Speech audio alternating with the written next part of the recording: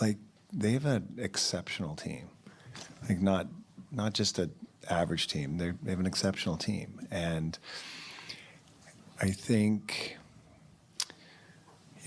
2 years ago they're playing Boston and they're down like 3-1 to the President Cup champs, and they come back and win that series. They don't win that series, who knows what happens to that team. They come back, they win, they get a good vibe about how to win because it is something that's learned and it's an art. And fortunately for us, we've had that for like 10 to 12 years. And you're not going to win every single playoff series, but they built a team. They got a sniff of it. They went to the final, didn't win, came back, went to the final and won. And who knows what they're going to do this year, but they have primarily the same team, but now they know how to do it. And there's only a few teams in the last little while that have really know how to do it. We were one of them, and now they're one of them. And it's unfortunate we've had to run into them, and it's whether the series they swept us or it was 4-1, 4-2, like to me that's kind of irrelevant. And certainly a tough matchup for the Lightning to have to face the Panthers in the first round there. Panthers are strong.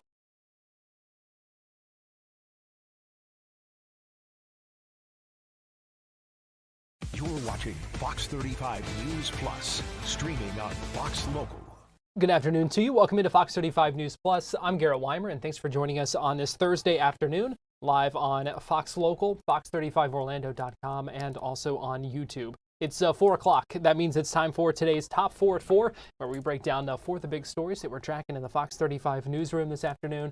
And joining us this afternoon for our Top 4 at 4 is Fox 35 news anchor and reporter Marlisa Goldsmith. And Marlisa, we appreciate you joining us. Absolutely. Happy to be here, Garrett. So a big day when it comes to Washington, D.C., and a former Florida congressman who we learned kind of played musical chairs today with some posts in the Trump administration. A little bit. That's one way to put it. We just learned this afternoon that President Donald Trump ousted Mike Waltz from his spot as National Security Advisor. However, President Trump also nominated him for a high-level post, the United States Ambassador to the United Nations. Take a look here on your screen. The president took to Truth Social, posting about the nomination, saying this: "From his time in uniform on the battlefield in Congress and as my national security advisor, Mike Waltz has worked hard to put our nation's interests first. I know he will do the same in his new role. In the interim, Secretary of State Marco Rubio will serve as national security advisor while continuing his strong leadership at the State Department. Together, we will continue to fight tirelessly to make America and the world safe again. Thank you for your attention to this matter." This news broke this afternoon while we were on our streaming show, Florida Live. We were actually taking the State Department briefing live at the time, waiting to see if there was any reaction. We knew reporters there were going to ask about Mike Waltz being ousted as National Security Advisor. What we didn't know at the time until it kind of started and began to come out right then was that Mike Waltz was going to be nominated for the UN ambassador position, and also that Secretary of State Marco Rubio was going to be named interim or acting national security advisor. So a lot of interesting kind of things there. The State Department spokesperson spoke a little bit about how she is confident that this is a job that Marco Rubio, obviously a former senator from Florida, will be able to do, adding to his long list and growing list of titles in the Trump administration. Also his experience certainly in the Senate for so long. He knows everyone in the city. He knows how the city and how the departments, how the government works. He has a great connection, certainly with, as a senator, with his constituents here in this building, with the people who work in this building, and with the American people now as they get to know him. So his experience also, really, we've seen him be at the White House several times a week.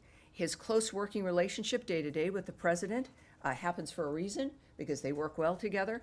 They clearly have been in an environment where they've gotten to know each other very well. And we've seen the secretary operate with, we have to admit, these last 100 days, it's like hanging on to a freaking bullet train. I mean, it is a fast dynamic with people who have a journey that is set with a goal that has been determined, and it's staffed with men and women who understand what the agenda is and how to get it done. So I mentioned today was kind of musical chairs, but just to kind of put all this in perspective here. So Mike Waltz was the 6th District Congressman from Florida, resigned that seat to become Trump's national security advisor. So that created a special election for that seat to replace him, which Randy Fine was running for, that polls were showing were going to be very close for a while there. Yeah. And that result precipitated the previous ambassador nominee, Elise Stefanik from New York. Trump had to ask her to withdraw that nomination so that she would stay in the House so that they can make sure to keep that Republican House majority. So the only reason that that ambassador position is still open right now is because of that. And so that now Mike Waltz, kind of full circle here, is going to be nominated for. So going to be, it's just kind of interesting, like, to keep that in mind and think about like how this all went down and how it all happened. With this ambassador position too, he is subject to confirmation from the Senate. So there will be a Senate hearing. And we know though one of the whole reasons, according to reporting, for his ousting as NSA, National Security Advisor, was because of the Signal group chat and the uproar over that. So you know, and we spoke with a political analyst today, that is going to come up, and there will be a lot of questions about that in a Senate confirmation hearing. Here's what John Hanley said about that earlier today. So now all of the issues about Signalgate and whatever other information has been transmitted outside the usual protocols, senators will be able to ask questions about that, and they'll be able to draw attention to that in hearings. And so, that is a potential pitfall for him going forward. And so we don't even know necessarily whether he'll be able to make it through that process. It could be that as he approaches Senate confirmation, those hearings, that the message will come down, or it will become evident that he can't be in that position. And so then he would end up, almost as a 2-time loser instead of a 1-time loser. So certainly going to be interesting to watch to see those confirmation hearings, because there have still been a lot of questions about that whole incident. And so, he'll be under oath. And the fact that it happened a second time, he is going to get grilled. There will be questions. Right, grilled. Exactly. Yeah. Story number 2 today, and got some new details about this Operation Tidal Wave that resulted in more than 1,000 undocumented immigrants being arrested here in Florida. Garrett, we're talking about the largest Florida immigration operation in state history. As you just mentioned, it's been called Operation Tidal Wave, and today Governor Ron DeSantis held a press conference with U.S. Immigration and Customs Enforcement officials where they announced the results of the operation. Authorities said more than 1,100 undocumented immigrants, including several violent gang members, were arrested in the first-of-its-kind operation. Also, with the help of more than 250 state and local law enforcement officials, the I.S.S. Deputy Director said that the operation will go down in history as the most single arrest made by a state in a single week that I.S.S. has ever reported. And the president and his administration has really made immigration enforcement a top priority since taking office for a second time here. And Governor DeSantis is on board as well. He's made it very clear that it's also a priority for Florida as well. We know a federal judge had put a stay on arrest when it comes to the state's the state charge of entering the state of Florida illegally, making it a state crime to enter the state of Florida illegally if you entered the country illegally. And that was one of the things Governor DeSantis was asked about at this news conference earlier today. You can't have effective immigration enforcement if you have elaborate procedures that you have to go through. It is not punishment to be removed from this country. If you're going to be punished, then you get the full panoply of due process. But these are not punishments that are being rendered. It is just the consequence of being here illegally. Now, in terms of this judge, we are not at all surprised. We knew that they would go in and do that. The legislature structured that state law in a way that was different from Texas and some of the others that have run into problems. So we actually feel confident that we'll ultimately be vindicated on that. It should be a crime to enter the state of Florida illegally. We have police power to be able to do that. That does not undercut or interfere with federal efforts. In fact, if anything, that buttresses federal efforts. And we also know today is May Day, the 1st of May, a day that a lot of groups have tried to organize as a day of action, and we've seen a number of protests against the Trump administration, immigration efforts and actions, and those kinds of things today. And another protest in just about 20 minutes outside the Orange County Jail. Yeah. So it'll definitely be interesting to see how these play out, but it doesn't sound like the president or the governor is going to back off of this issue here. Yeah. Story number 3, and the search continuing for a suspect in this assisted living home attack. Yeah, still working with limited details here, Garrett, but a suspect is still on the run today after allegedly battering a woman inside of an apartment at Harbor Chase, a senior living facility located in Dr. Phillips. Orange County Sheriff's Office says that the alleged incident happened on Tuesday between 7 and 8 p.m., and officials say there was an intruder who gained access to the apartment under unknown circumstances right now. Harbor Chase of Dr. Phillips, though, just to make you a little more familiar about the area, it's an independent and assisted living community that serves senior residents, including many people who are considered vulnerable due to maybe their age or health conditions. But we spoke with neighbors of the victim last night who told us they were in disbelief of this rare act of violence that happened because they consider their community pretty peaceful with relatively very low crime. And at last check with the Orange County Sheriff's Office, deputies had not released a description of the suspect or disclosed how the person got into the secured facility. We've been in touch with them, trying our best, and we're still working to learn more details about this case. Yeah, certainly a frightening situation, and hoping to get some more of those details soon. And finally, we wrap up today with another spacewalk outside the ISS.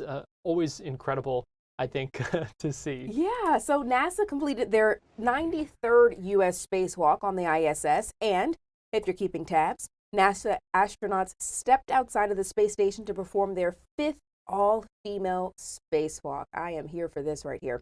One of the coolest parts of the story, in my opinion, is an astronaut who missed out on the first all-female spacewalk because of a spacesuit sizing issue. She got her chance 6 years later. That was today. NASA's Anne McClain emerged from the ISS alongside Nicole Ayers, and both of those military officers and pilots launched to the orbiting lab back in March to replace NASA's 2 stuck astronauts who are now back home. So, spacewalks like this are continuing to gain attention. They're talkers, and it's happening right here in our backyard where, we're launching spacecraft all the time. All the time.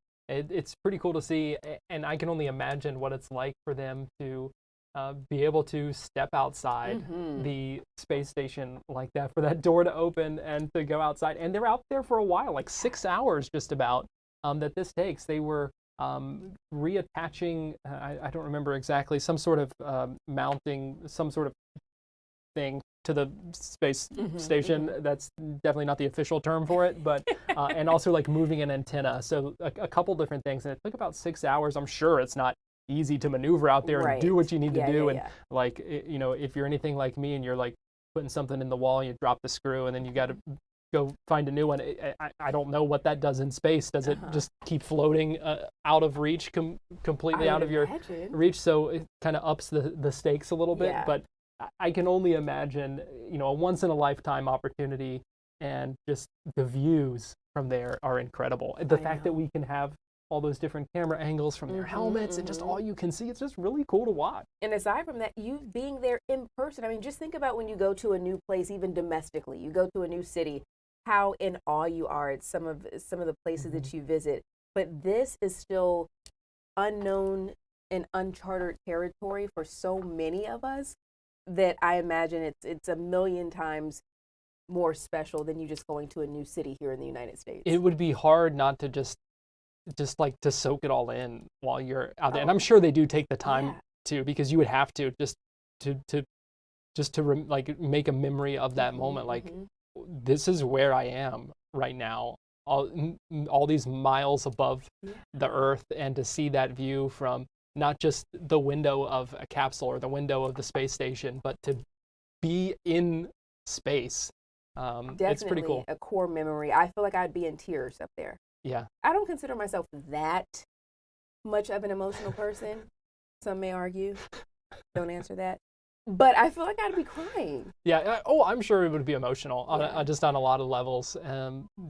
Because I don't even know what all is going through your mind as you see Earth from that vantage point. But especially for that to be kind of like the pinnacle of their careers, I'm sure it just brings a lot of different emotions and things to think about. Pretty incredible. Well, something to put on our bucket list one day, Garrett. There we go. All right. Maybe we'll do top 4 from up there. Ooh, now you're thinking, Garrett. All right. Well, that is today's top 4 at 4 from here on Earth. We will take a break here on Fox 35 News Plus, but we'll be right back.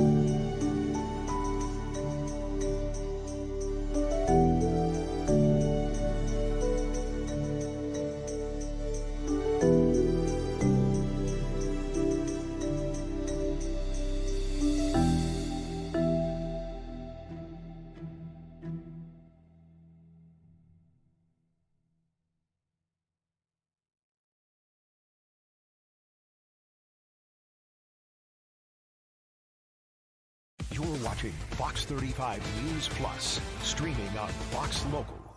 Fox 35 Storm Team meteorologist Noah Bergeron joins me now. And Noah, it is Thursday. That means we're kind of getting closer to these ramped up rain chances. Yeah, Garrett, and the rain chances are going to stay low, at least for today and tomorrow. But on Sunday, we've got a good chance of rain. It still seems a little odd to be in Florida begging for rain, right? As much as it rains here the whole year. But we need the rain. And wait till you see, Garrett, the numbers for the drought monitor that got updated today. I'll show you and everybody that here coming up in a second. But so it's May 1st. Welcome to May. April is now over with. And April was a hot and dry month for Central Florida. In fact, we had hardly any days that were below average. If you look on the image to my side, you could tell that there's only a handful of boxes shaded in blue. Most of the month was warm. We only had about 4 or 5 days that were below the average high for this time of the year. So April will go down in the books as a warm month. Things stayed pretty hot out there. And going forward, we've got clear weather through the end of the week. And we'll see when those rain chances come in for the weekend. But the good news is that it does not look like it's going to be a washout at all Saturday into Sunday, which is some good news. All right, so Sunday's the next best chance of rain. It looks like it's going to be in the afternoon and evening. Tonight, there's nothing going on. It's in fact, it's a warm evening. Temperatures probably about average. In Orlando right now, we're closer to 90 inland areas where there's a little bit more sunshine. But the rain deficits, if you look to my side, 10 inches in the Villages now, 9 and change in Daytona Beach. This drought monitor gets updated once per week. And as of today, the rain deficit's nearly 9 in Orlando, 7 in Melbourne, 7.5 at Titusville, 6 in Gainesville. So remember, you don't want to get all of this rain at once. In an ideal world, you get this amount of rain spread out over the course of several days in several weeks. If you got all of this rain at once, it would not really just seep into the ground, it would just run off. So we don't want to have a flood. So when you look at these rain deficits, ideally we don't get it all in one day. That's the idea. You want to try to spread that out. So keep that in mind as we head later into spring and then eventually summer, because a lot of times people are, you may see that and go, oh, we'll just take 10 inches of rain in one afternoon and then the drought will be over. We'd have a huge flood if that was the case. That's what happened in 2017 when Hurricane Irma came through. It's the last time we had this level of drought, and it rained so much so quickly, it didn't go down anywhere. We just had a massive flood all up and down the peninsula. So that'll be something to monitor going into hurricane season. If we don't erase this rain deficit through summer, is that when we do inevitably get some kind of big rain event, do we just flood, or does it actually end up helping? So that'll be something to watch. But the rest of your Thursday is great. And in fact, the weather tonight is fantastic. Tomorrow, it's good too. Saturday, most spots are dry. There's a small chance of a shower on Saturday. I think the rain chance Saturday is probably like 20-ish%. I just updated the 7-day before I came on here with you. So this is the hot off the press information for tonight. Now, Sunday and Monday, the two best chances for rain for a while. We've got the rain chances at about 60%. Sunday, it looks like mainly the second half of the day. So if you have theme park plans, beach plans, anything outside, I would definitely recommend Saturday, because Sunday, especially after lunch, there will be a lot of downpours and storms. Now, is everybody going to see that on Sunday? No. But I think more than half of Central Florida will. About 60% of the area will. So if you're in that 40%, it's still completely dry. So more people than not will see rain Sunday, the second half of the day. Now Monday, any part of the day, Monday is fair game for rain. Now on the 7-day, if you look after next Monday, it's a really challenging forecast. And if you've watched the weather the last few nights, a few days ago we had highs in the 70s for next week. That's no longer the case. There's a very, very funky, very odd pattern over the United States next week, and it's a very turbulent weather pattern. And unfortunately, the system that looked like it would be over Florida now is going to be up over the Midwest. So outside of Sunday and Monday, our rain chances have come way down. And what looked like there might even be an area of subtropical low pressure forming off the Atlantic coast is now going to end up being low pressure over the Ohio Valley. So outside of Sunday and Monday, if you don't get rain, those 2 days, things are going to stay pretty dry going into the end of next week. So we're going to hope that we get rain out of Sunday and Monday, because if we don't, it's probably going to be a while again until we get some rain. Now, there is some indication that next weekend could have some better rain chances in Central Florida. We will see. But Garrett, the idea is that we'll watch for Sunday and Monday. If you're a sports fan this weekend, there'll be some rain up in the Midwest for the Derby on Saturday. That's something to keep an eye out for early in the day. But for us, Saturday definitely is the pick day of the 2 weekend days. All right. So yeah, we're gonna crossing those fingers for some of that rain this weekend, because we certainly know we need it. Absolutely. All right. Fox 35 Storm Team meteorologist Noah Berggren, we appreciate you joining us this afternoon here on Fox 35 News Plus. Thank you, sir. We're going to take a break, and we'll be right back.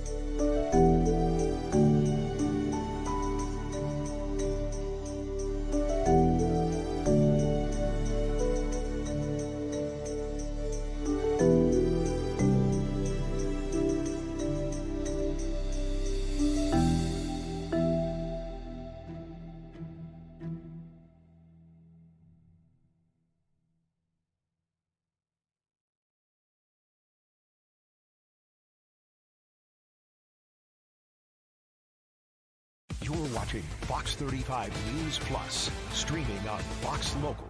Welcome back into Fox 35 News Plus. I'm Garrett Wymer. Thanks for joining us. We've talked about the state's first Black History Museum, and the state seems to be moving forward with building that in St. Augustine. That's from some legislation that is moving forward at the State House.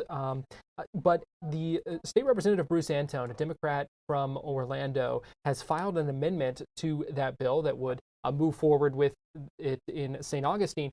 His amendment would establish 2 more Black History museums, one in Opelika and another in Eatonville in Orange County. Fox 35's Randy Hildreth spoke with Rep. Antone just a little bit ago. All right, what has happened in the Senate? There was a bill passed, Senate Bill 466 by Senator Tom Leek.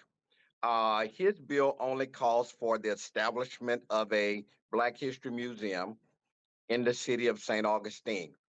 My amendment to his bill, when it comes over to the House, would add 3 museums. The Florida Museum of History at the town of Eatonville, the Florida Museum of History at the city of St. Augustine, and the Florida Museum of History at the town of Opelika.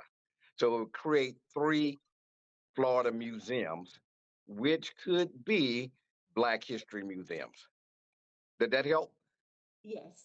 And if you could explain your intention, why you felt like this was something important to do.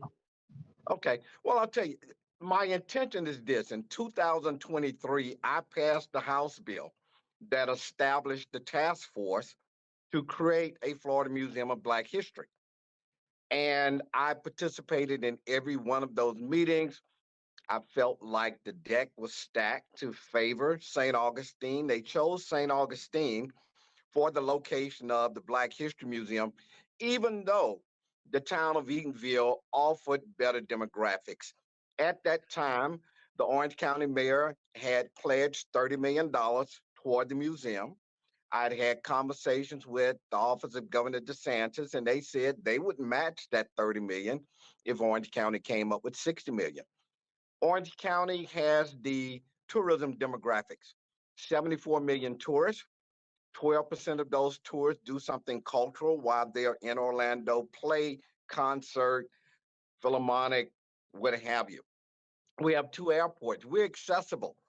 So we have Orlando International Airport, which is the busiest airport in Florida and in the top 10 in the United States. We have Interstate 4 that runs smack down the middle of the town of Eatonville. You can get to Eatonville easily by car, by commuter rail, by bus, by plane, by Brightline. Going to St. Augustine is an hour away from the nearest place, which is either Jacksonville or Gainesville or Daytona Beach. Orlando has 74 million tourists. And if you look at the museum in DC, the National African American Museum, 1.6 million folks visit that museum every year. There's other large Black museums across the country where 500,000 folks go. St. Augustine only has 3 million visitors a year, and that's the entire St. Johns County. They go there to go to the beach. They don't go there to go to a museum. And so Eatonville is where I intended to place the museum from the beginning. And things got twisted around, and I am not giving up, and we're going to make this thing happen in the town of Eatonville. That's State Representative Bruce Antone speaking with Fox 35's Randy Hildreth. We're going to take a break here on Fox 35 News Plus, but we'll be right back.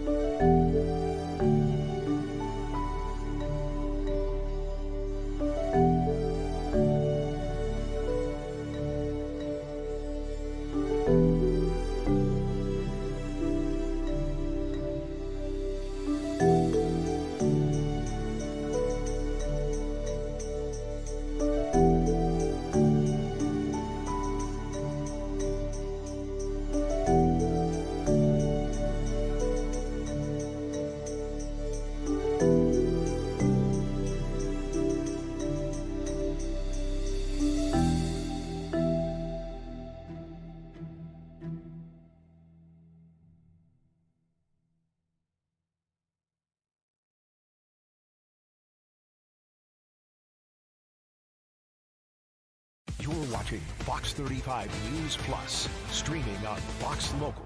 Welcome back into Fox 35 News Plus. I'm Garrett Wymer. Thanks for joining us on this Thursday afternoon, live on Fox Local, fox35orlando.com, and also on YouTube.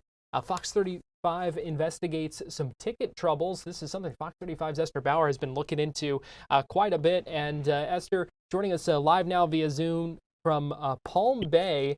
And Esther, what's going on with these school zone cameras? Yeah, so we have uncovered more than 200 tickets were wrongfully sent out to drivers here in Palm Bay, accused of speeding in school zones in Miami-Dade, so hundreds of miles away from us here in Central Florida. We spoke with the Miami-Dade Sheriff's Office when viewers reached out to us and were genuinely concerned of, is this a scam? Are people trying to scam seniors? Are people trying to, steal someone's personal details? Genuinely scared. So we called Miami-Dade Sheriff to ask, hey, have you been hacked? Is there a scam going on? They ended up connecting us with the company Red Speed USA, which you can see we have a school zone right behind me here. That company, Red Speed, is in charge of school zone cameras in Palm Bay and also in Miami-Dade. So we spoke with one of the founders of that company, asking them, how did this happen? How are drivers in Palm Bay being ticketed from the Miami-Dade Sheriff's Office? People telling us, my mother can't even drive on the highway. She can't get to Miami to be speeding through a school zone. So what the VP told us is that they had an employee coming out to one of these sites here in Palm Bay. They ended up messing up on some of the coding involved with the cameras. And so it switched the systems. Ultimately, photos, videos on those tickets are Palm Bay drivers, but it was all sourced to Miami-Dade Sheriff's Office. They were told they were speeding at Miami schools. They were told it was happening in South Florida, and they were being ticketed from the Miami-Dade Sheriff's Office. So I can confirm with you, around 215 tickets are now being thrown out and voided. If you're a Palm Bay driver, you should not be paying the $100 fee that more than 200 of drivers in the city were sent. What you should be looking for is a dismissal letter in the mail from Miami-Dade Sheriff's Office letting you know that you shouldn't be paying. Now, you mentioned, Garrett, we've been talking about this and covering this for quite some time. This is the second problem that the company has experienced here in Palm Bay. Just about last month, they actually put the program on hold because, again, glitches were happening. Drivers were being told they were speeding in this school zone, but the ticket was showing them they were actually somewhere else. So other tickets had to be voided. The program had to be paused.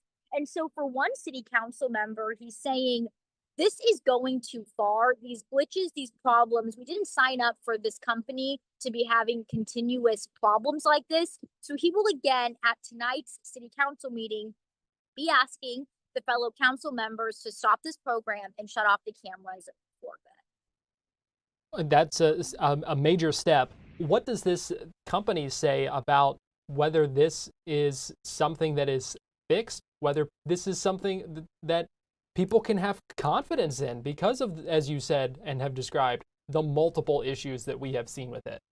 So the VP of the company says he still believes that drivers are speeding through school zones. He says we take responsibility for this coding problem, this human, situation that ultimately caused wrong tickets to go out. He also says after we reached out and were able to verify that this problem happened, they are putting in brand new systems. They've been in place for about 6 years in several states. They're putting in what he said are some back end systems where when work is done on the cameras and coding is taking place, they're going to be able to flag, hey, did you mean to change the site? So that's what we're being told at this point. But the VP stands behind his system saying this is to change drivers' behaviors. This is to slow people down. Yes, we have these problems. We're working through these glitches moving forward. But for the company, they believe what they're doing does make school zones safer. All right. Fox 35's Esther Bauer, we appreciate you looking into this. And we'll see what happens at tonight's meeting. We appreciate you joining us here on Fox 35 News Plus. Awesome. And we'll talk with you guys very soon. All right. We also want to check in now with Fox 35's Matt Trezza, who is looking into a company that may have a solution to make lithium-ion batteries safer. Matt joins us live now via Zoom. And Matt, we know the issues that lithium-ion batteries can cause. So how is this company looking to address that? No, not safer. They're looking to make it more efficient, and they're looking to keep the supply chain sustainable and inside the United States. So essentially, this is a company called CBAT. CBAT is based in Oviedo. They got their start in 2013 at the UCF incubator, which is a great launch pad for a lot of great local high-tech businesses. And what they've determined was that they're in every battery, a lithium ion battery, like the kind that you have in your cell phone or something like that, there are equal amounts of a lithium and other kind of chemicals that are like solids like that. And also another kind of chemical, usually that's graphite. Together, they make the positive and the negative charges that that go into a battery. One's called the anode, one is called the cathode. Science terms, but that's essentially how a battery works. The graphite that makes up about half of what's inside a lithium ion battery comes 98% of it from China. It needs to be shipped in across the Pacific to the US, and if a battery is assembled here, it's excuse me, assembled with Chinese graphite. That creates supply chain issues, or potential supply chain issues, certainly. If this material can't make it from overseas to the US, then it can't be put into batteries here. Batteries that power our phones, our cars, storage batteries for any kind of sustainable power generators, say like solar cells, wind cells, anything like that. So there is a great need for having, they argue, a source of graphite that could be made here in the United States and also sustainably. And that's what they believe they've done with a material they call obsidia. Now, graphite, if you've ever seen it, it's essentially what pencil lead is made from these days, pencils. And so it's kind of like a chalky, powdery, black substance. And especially when you grind it up, that is what is inside your batteries. That is what is called the anode inside the battery. And so what they have done is taken West Virginia coal with a supplier that they work with out there, and then they've taken it, mixed it together with a proprietary resin that they've created that just looks like a clear gel. Then they created these kind of discs out of it, and then they grind down the discs, heat them to a very high heat, but not so much that you need like a huge furnace for it. You can do this with small devices, again, part of the sustainability of it. And then they create the graphite that can go into the batteries and be used in our domestic battery supply with no need for any kind of overseas transportation. Also, the obsidia that they create is about half the weight of the current graphite that's being used in batteries. Especially, this has great military implications. A lot of our men and women on the battlefield these days have stuff that is packed with batteries. They've got a lot of equipment. They carry drones around. They carry high-tech equipment for tracking and geolocation. All of that weighs, has weight to it. And the less it can weigh, the more efficient it is for them to carry it around and to wear it as part of their uniform, as part of their gear. So they're already working with the U.S. military to try and supply batteries with obsidia instead of graphite. And again, also a great source for U.S. batteries in our fighting men and women to have it from a U.S. source as opposed to a Chinese one, given the current geopolitical situation. And so all this makes they feel their product is the right time to introduce it to the market. They're hoping to bring it to market at the end of this year, and it looks like it's a great technology and has a lot of potential to create a sustainable supply chain for creating batteries here in the U.S. Pretty fascinating stuff. Pretty fascinating to hear you talk about how they're doing that. Fox 35's Matt Trezza, we appreciate you joining us this afternoon here on Fox 35 News Plus. Always a pleasure. Love talking about the high-tech stuff. All right. Yeah, we can tell you enjoy it. You always do a great job covering it. We appreciate it. We're going to take a break here on Fox 35 News Plus, and we'll be right back.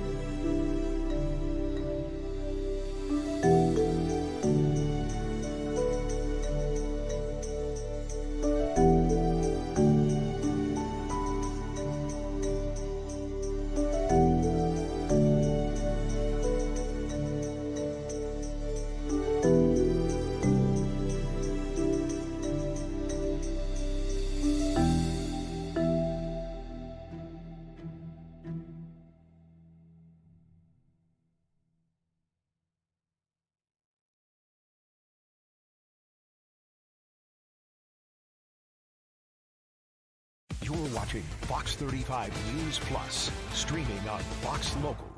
Welcome back into Fox 35 News Plus. I'm Garrett Wymer, and thanks for joining us on this Thursday afternoon. The resentencing trial continues for Troy Victorino and Jerron Hunter.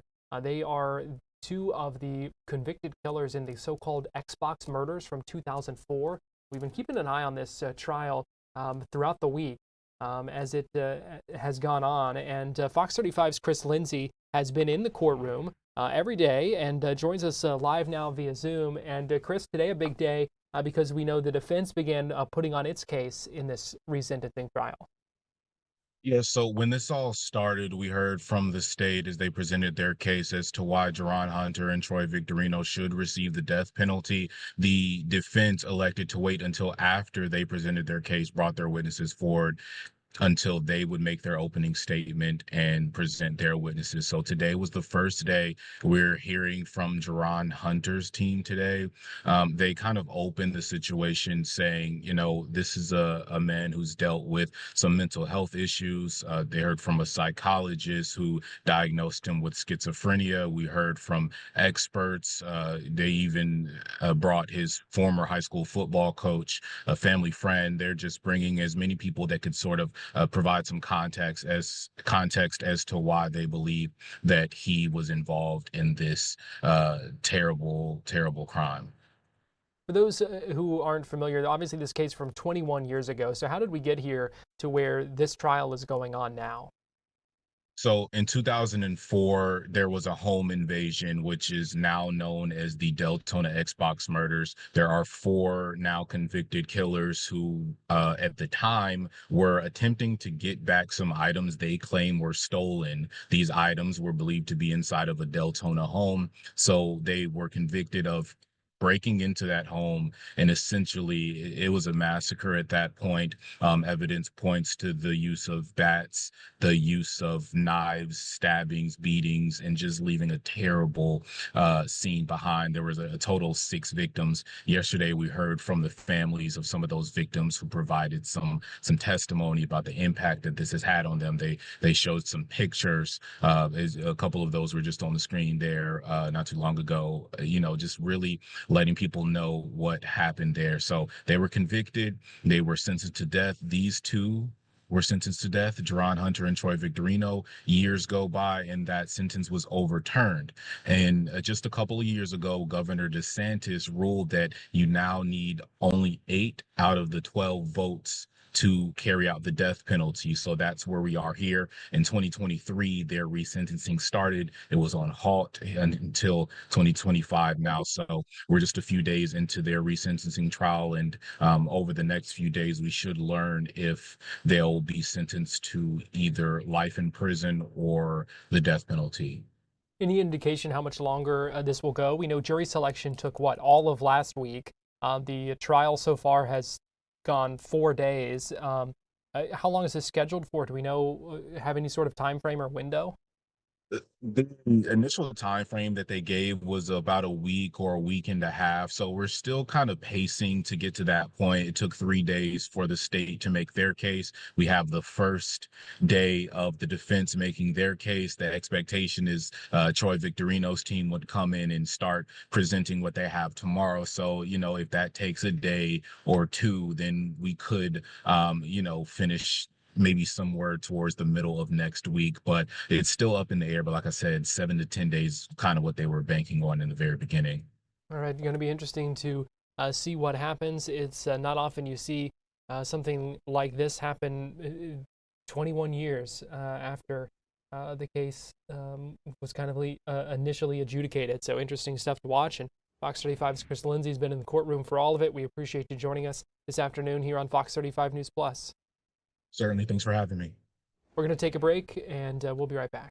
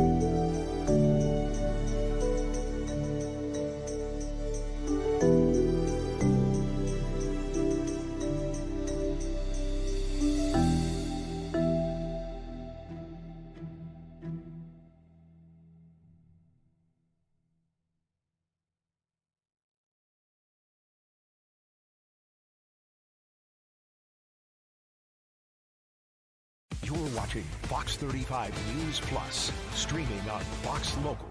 Welcome back in. I'm Garrett Wymer. Thanks for joining us on this Thursday afternoon. We are continuing to track the fallout of a former National Security Advisor, Mike Waltz, being ousted from that position, now being nominated as UN ambassador. Fox 35's Randy Hildreth spoke earlier with John Hanley, who's a political science lecturer at UCF, to break down the sequence of events that led to Waltz leaving that advisor position and now becoming Trump's nominee for UN ambassador. Well, I think that the way that it played out today was even more surprising than it appeared at first. For Waltz to have been forced out is not unsurprising from the Trump administration, how it operated in the first term. There were 4 different national security advisors. For them, however, to leave this out there for about 3 hours and then announce that, well, he's going to go to the United Nations, which is still a pretty big step down. That is surprising. It's going to lead to questions about what actually happened. And so this, which seemed like it was a one-day story, is now going to play out into something that has more legs, I think. To your point, one of the first things that came to my mind, and I was like, I have to ask him, is this considered a demotion? I would say that it's a demotion because the National Security Advisor is with the Secretary of Defense and the Secretary of State, right? One of the critical officials, for forming U.S. policy. They're with the president a long time. People like Henry Kissinger and Condoleezza Rice have served in that role. So that's really a top position. The UN ambassador is really, in many cases, a spokesman for the United States.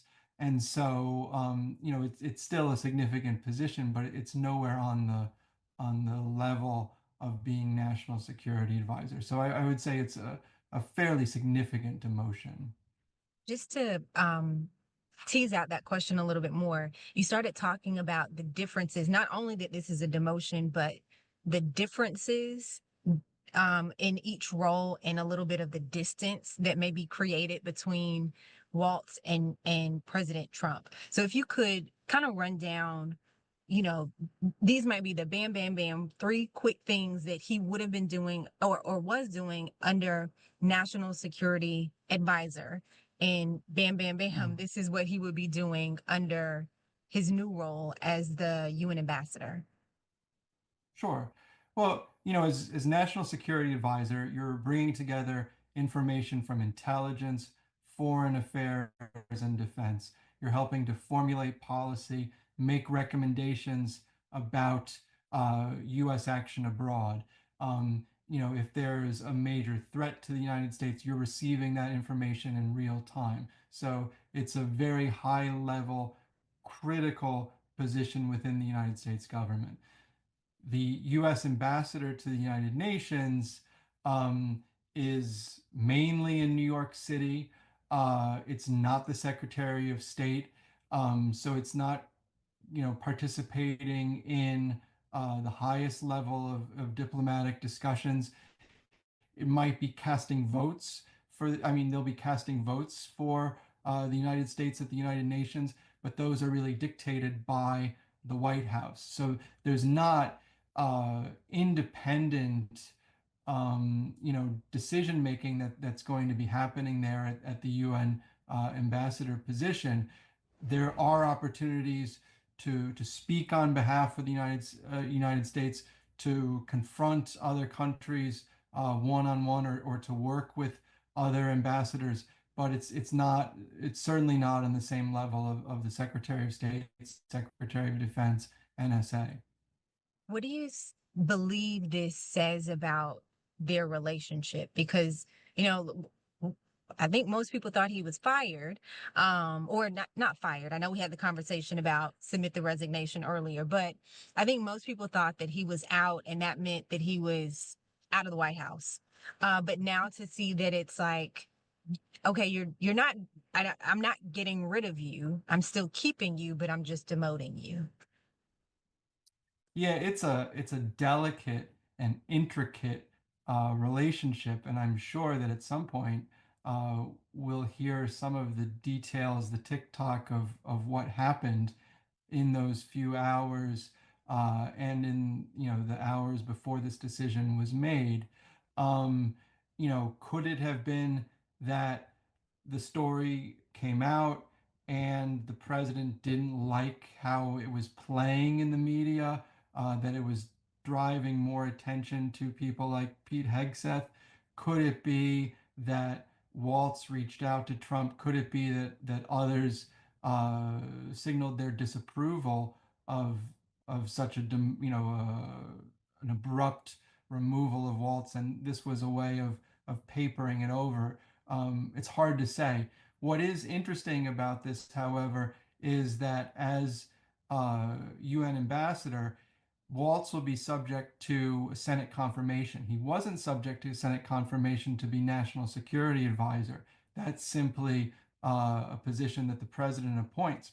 So now all of the issues about Signalgate and whatever other information has been transmitted outside the usual protocols, senators will be able to ask questions about that, and they'll be able to draw attention to that in hearings. And so, that is a potential pitfall for him going forward.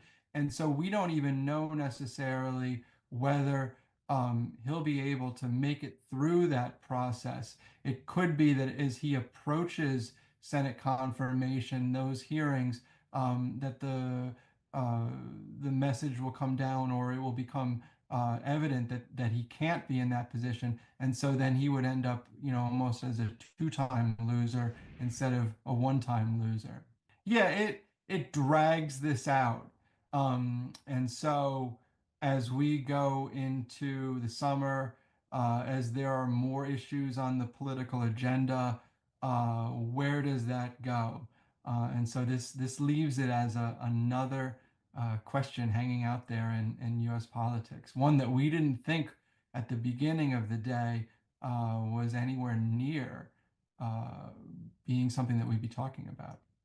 I know that this announcement says a lot about Waltz, but it also says a lot about Marco Rubio, him transitioning into kind of having two jobs right now, serving as the interim national security advisor. What is your take on his relationship with Trump, Trump's perspective of him, balancing those roles?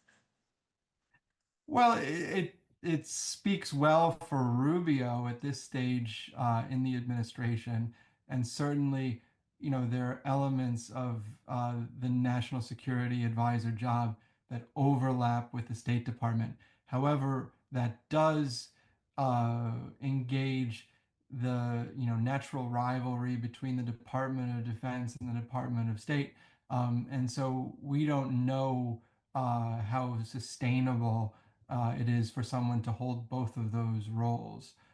This too will be something that we'll have to follow in the days and weeks to come. Will Trump quickly move on to a more permanent solution for national security advisor? That's a possibility. However, it does suggest that when they started this day, that they didn't have another backup in that position ready to go. And so that does speak to some of the issues that they might be having. So that is certainly going to be something that we will continue watching as things move forward with that, because there will be confirmation hearings for Mike Waltz in that new role as a UN ambassador. So we will see when those end up being, and we'll have obviously continue to follow that coverage here on Fox 35 News Plus.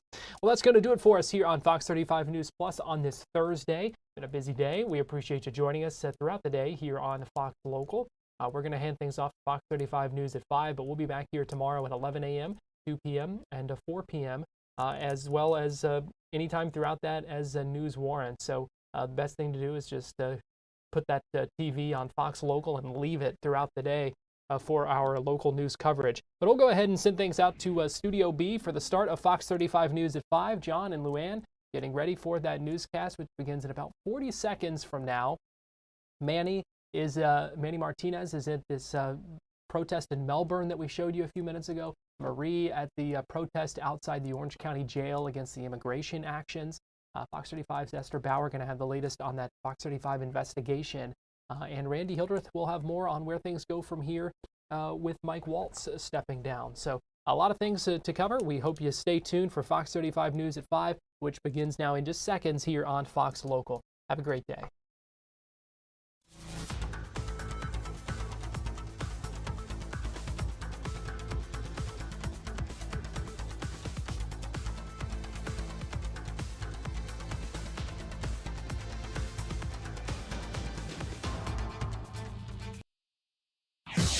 Mike Waltz is out as National Security Advisor